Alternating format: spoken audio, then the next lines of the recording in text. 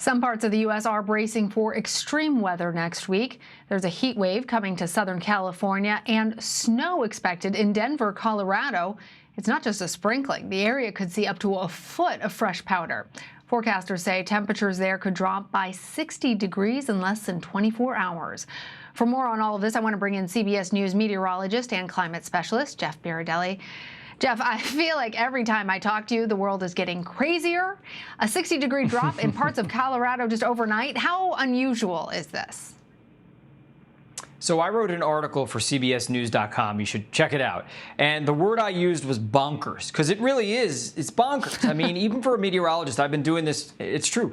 I've been doing this for like 25 years professionally, but I've wanted to be a meteorologist since I'm 3 years old. And rarely, if ever, have I seen a pattern like this. We're talking heat that's almost never been experienced on record in California. A snowstorm at the beginning of September in Denver, could be over a foot, and a temperature swing of 60 to 70 degrees in just about a day or so. So there's the heat dome, and it's a record-breaking heat dome. Here comes the cold rush of air. By the way, add into the mix the fact that there are still ongoing huge fires in California. There's going to be a big wind event there on the heels of the heat wave. So it is a lot happening all at once. And believe it or not, it's fed by typhoons. And we're going to talk about that coming up in a couple of seconds. Okay, well, so let's go ahead and talk about the heat wave. You know, the fires in California are still burning. What's the latest there, and what role is the weather playing? Also, feel free to just jump right in and tell us all about the craziness that you're following, the bonkers. Well, there's a lot, yeah. First of all, this high is bonkers because it is a record-breaking mid-level high. We never see this depth of heat in the atmosphere this time of year, or really any time of year almost. It's very rare, let's put it that way, across the Great Basin area. So that's a big heat dome. You've heard the term heat dome before. And look at the temperatures, 112 in Burbank, 110 in Los Angeles. These are, you know, Los Angeles is going to break its record by 7 or 8 degrees or so as we head through the weekend. Fresno, 111. Furnace Creek, which is Death Valley, 125. Vegas, 114. Phoenix, 113. Look at this, Burbank, 112. Sacramento, 113 degrees. So these are crazy temperatures. And on Monday, you know, we get a little bit of a break, and a break is 108 in Bakersfield.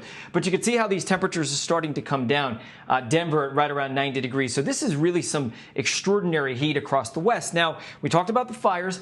We're going to have a strong cold front, which is going to kind of break down this heat ridge. The calm air over California, it's been calm for a while, is going to be pushed out. And we're going to get a surge of wind as we head into Tuesday. And that's bad news because there's still a lot of fires burning. And by the way, 3 of the top 4 largest fires ever on record in California are burning right at this very moment. 3 out of the top 4. Add to it heat, which is going to dry out all the brush, and then a surge of wind on Monday and Tuesday, and it's not going to be pretty, unfortunately, for the folks in California.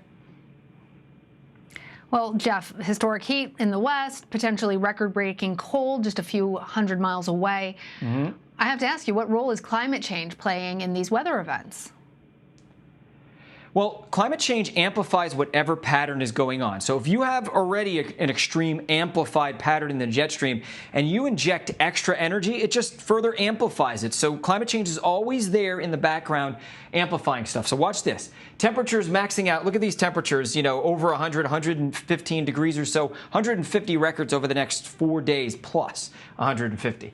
And then look at this dip in the jet stream. Brings cold air down all the way from the top end of Canada, drives it straight into Denver, Wyoming, and we're going to see significant snowfall. It's early in the season. It has happened before. In Denver, they had 4 inches in the early September 3rd, 1961. So it can happen, but it's extremely rare. And look at all that snow. The mountains seeing over a foot.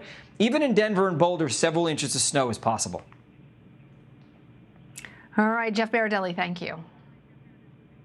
You're welcome.